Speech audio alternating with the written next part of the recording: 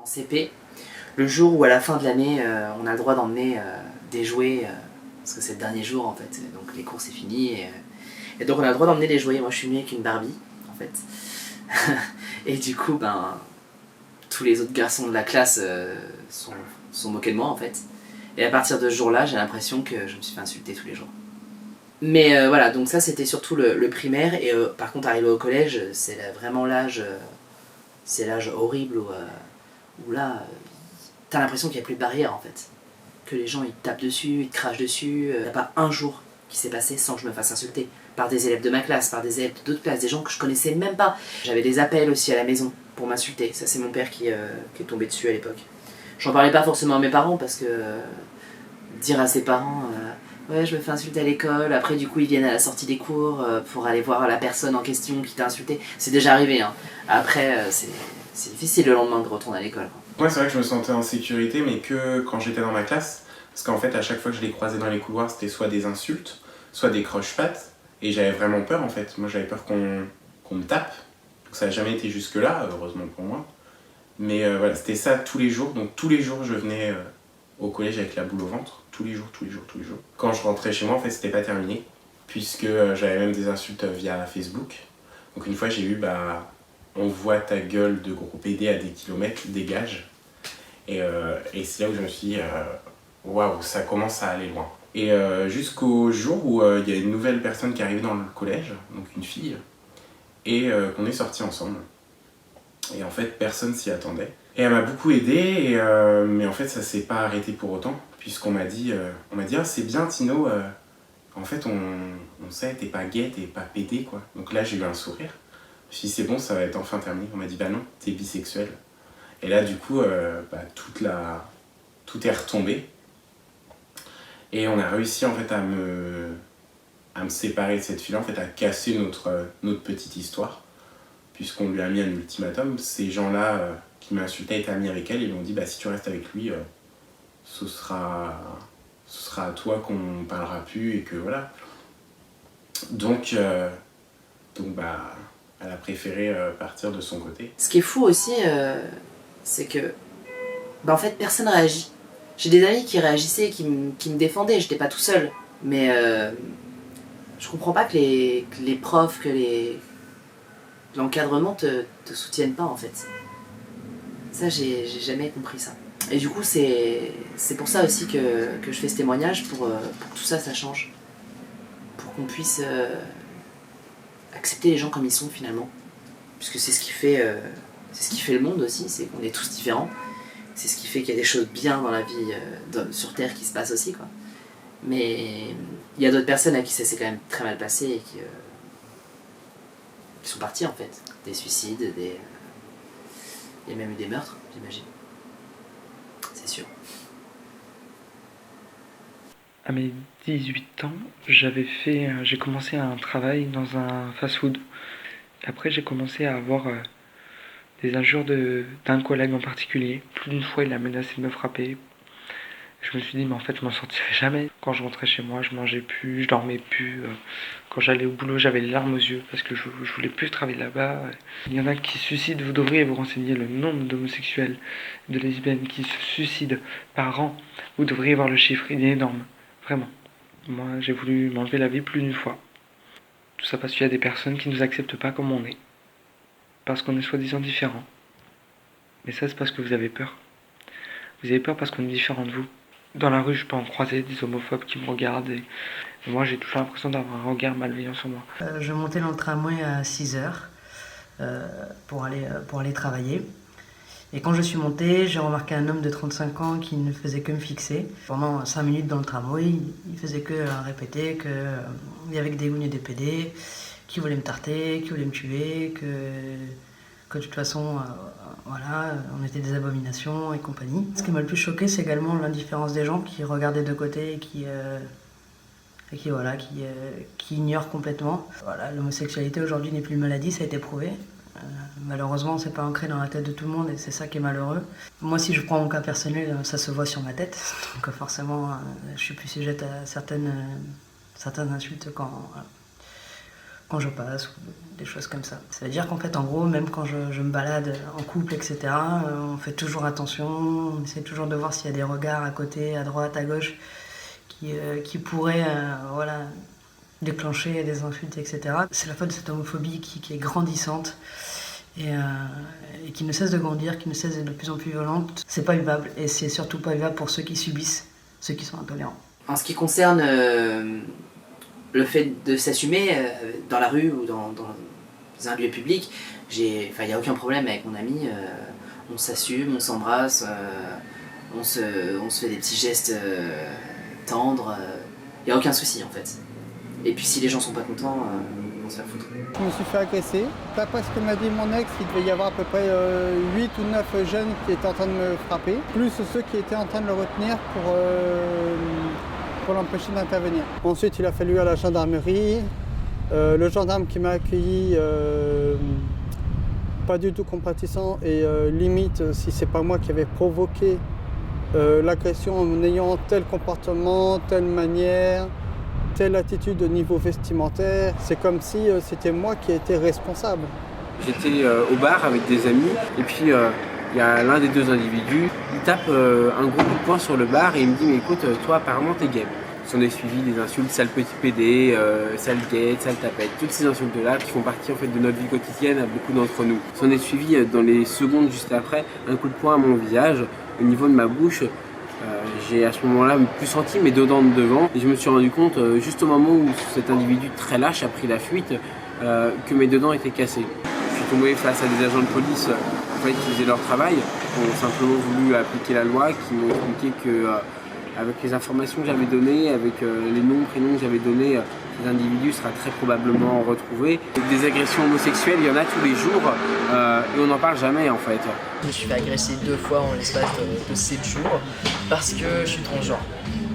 Et donc pour la première agression, je ne peux pas vraiment parler parce que j'ai perdu connaissance. Ce sont des personnes qui sont arrivées par derrière à l'improviste et qui m'ont frappé à la tempe. Donc j'ai perdu connaissance, je me suis effondré par terre et quand je me suis réveillé 1 heure et quelques après, je me suis précipité chez mon médecin et j'ai eu des côtes déplacées, des côtes brisées, le visage tuméfié qui est resté... j'ai eu un œil au beurre noir pendant quasiment 1 mois. Je suis plus sorti pendant 1 semaine et quand je suis retourné à la fac, le lendemain, je me faisais agresser une 2e fois. Donc la deuxième a été plus... moins violente physiquement mais plus violente psychologiquement puisqu'on m'a craché dessus, qu'on m'a insulté et le fait de se faire cracher dessus alors qu'on est simplement qui on est, c'est quand même assez violent. Dans toutes les grandes villes, il y a eu des tracts littéralement où les homophobes, les transphobes, les lesbophobes se baladaient dans la rue et s'envoyaient des textos le soir en disant telle rue, telle personne, je les ai vus, c'est un gay, c'est une lesbienne, c'est un trans. On les retrouve et ils leur tombaient dessus, ils me sont tombés dessus et vraiment ils s'organisaient comme ça pour faire des tracts de LGBT. Au Maroc, la prison, il y a une chambre, on met tous les homos. Donc on ne les mélange pas avec les autres, on les met à part. Une fois que tu fous les pieds là-bas, c'est l'image que tu n'oublieras jamais de ta vie. Donc j'ai subi la prison 2 fois. La première fois, j'ai fait 6 mois. À cause de mon comportement, mon orientation sexuelle. Sur mon casier judiciaire, c'était marqué contre nature parce qu'aujourd'hui, la loi marocaine, il mettait plus sur le casier judiciaire homosexuel parce qu'ils savent très bien qu'avec ça, tu peux demander l'asile, comme j'ai fait moi, tu peux faire plein de choses. Donc maintenant, ils ne marquent plus homosexuel, donc contre nature. J'ai toujours renié sur le truc que j'ai signé que je suis homosexuel. Quand tu me poses la question, j'ai dit non, alors que ça se voit. J'ai dit non parce que si j'avoue, ça va être encore pire pour moi. Si je dois risquer 6 mois, je risque 1 an parce que je l'avoue complètement. Donc au bout d'un moment, on se demande si ça va continuer comme ça. J'ai fait ce que j'ai à faire et je suis arrivé en France et voilà, je vis ma vie ici. Bon, ma famille, c'est quelque chose que j'ai perdu, qui est en moi, que j'ai perdu, que je n'arrive plus à récupérer. Enfin, j'ai essayé de mon côté que ça ne soit pas un contact qui est coupé complètement, mais eux, ils refusent complètement de me voir ou de m'entendre, ou que je leur rends visite dans la maison qui de mes parents. C'est parce que mes frères, ils sont homophobes. Hein. Ils ne vont jamais accepter leur frère qui est homo. Ils sont homophobes envers les autres comme envers moi. Donc c'est quelque chose qui est hors la religion. Je ne sais pas comment on veut dire, mais c'est tabou. Voilà, pour eux, je ne suis pas quelqu'un de bien. Je témoigne aujourd'hui d'un cas de biphobie dont j'ai été victime il y a quelques années de la part de quelqu'un qui m'est très proche, puisque c'est ma mère. J'habitais dans un studio qu'elle m'avait prêté moyennant un loyer très modéré. Je n'avais pas emménagé depuis quelques mois qu'elle a commencé à m'envoyer des messages assez agressifs et haineux parce qu'elle pensait que ma meilleure amie et moi avions une liaison amoureuse. Et malheureusement, la conclusion de l'histoire a été le jour de mon anniversaire, un changement des serrures de la porte d'entrée. Je me suis donc retrouvée à la rue avec un joli message de « À toi de choisir le bon camp ». Aujourd'hui, j'ai essayé de reprendre contact plusieurs fois par courrier électronique. Malheureusement, le contact est rompu. Il faut sensibiliser tout le monde, y compris les parents, aux potentielles différences entre guillemets de leurs enfants par rapport à la norme qu'ils avaient imaginée pour eux, pour que ça ne se reproduise pas. Ma mère a appris que j'étais homosexuelle, donc c'était la fin de sa vie.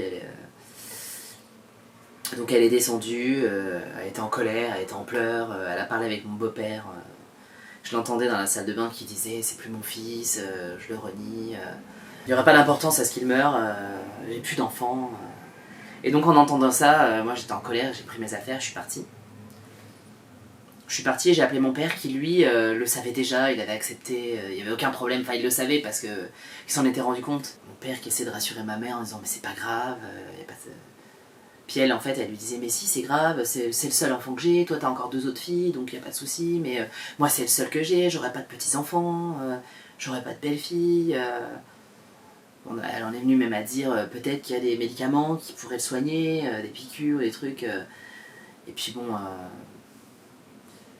après le temps a passé, elle a compris ce que c'était, Enfin c'est quand même quelqu'un d'intelligent et qui a évolué, elle n'est pas restée bloquée sur ça. En fait, depuis que je suis petit, mon père m'a toujours dit de toute façon, si t'es pédé, tu dégages de chez moi. Je veux pas te péder dans ma vie. Du coup, j'ai toujours vécu dans la crainte et dans la peur. Et quand il y avait quelque chose qui apparaissait, ou que avec ma petite sœur, je me maquillais par exemple, ou que j'étais trop efféminé, je me faisais frapper. Des fois, je me faisais tellement frapper que je pouvais plus aller à l'école. Sauf que dans mon lycée, ils se sont rendus compte qu'il y avait quelque chose qui allait pas. Et ma prof, je lui ai expliqué. Et elle m'a dit bah attends, reste pas, tu vas être détruit. Je l'ai pas écouté, je suis resté. Et j'ai été détruit. Donc il y a un an, jour pour jour, mon père a appris que j'étais gay. Quand il l'a su, il m'a frappé et il a voulu me poignarder. Il m'a mis à la porte devant mon frère et ma sœur. Moi j'étais encore mineur, j'avais 17 ans. Et du coup, j'ai été à la rue pendant 6 mois. C'est dur de se dire que on peut être né par ses parents. J'ai voulu me suicider. Je me suis ouvert les veines. J'ai pris des médicaments. Beaucoup. Puis j'ai pris conscience qu'il y a des gens qui m'aimaient comme j'étais. Et que je devais pas changer. Je devais changer pour personne. Maintenant, j'ai un copain et je vis bien, heureux. C'est encore compliqué, j'y pense souvent, mais je suis heureux. Parce que l'homosexualité en Algérie, il faudrait le signaler entre parenthèses, l'article 233 et 238 condamne l'homosexualité de 2 ans à 3 ans de prison ferme avec une amende de 1000 vers 1500 euros. Malheureusement, j'ai fui l'Algérie pour pouvoir vivre, on va dire entre guillemets, en sécurité en France et librement. Mais je ne pensais pas que 3 ans après mon arrivée en France, j'allais subir plus de 48 heures de cauchemars et d'horreur. J'étais drogué au GHB dans un bar au centre-ville de Marseille et j'étais amené dans une chambre d'hôtel par 2 légionnaires. J'ai eu plus de 5 heures ou 6 heures de violence physique et torture morale non-stop. On m'a attaché les poignets au cou de la chaise, les chevilles aussi. Et c'est là où les coups de pied sur la cage thoracique ne s'arrêtaient plus, les coups de poing au visage. Ils me tapaient, ils m'insultaient de sale pédé. J'ai été malheureusement violé par l'un d'eux. Ils me filmaient. On m'a filmé tout en me tabassant, tout en me violant. Ils se sont endormis, ils se sont assoupis à peine.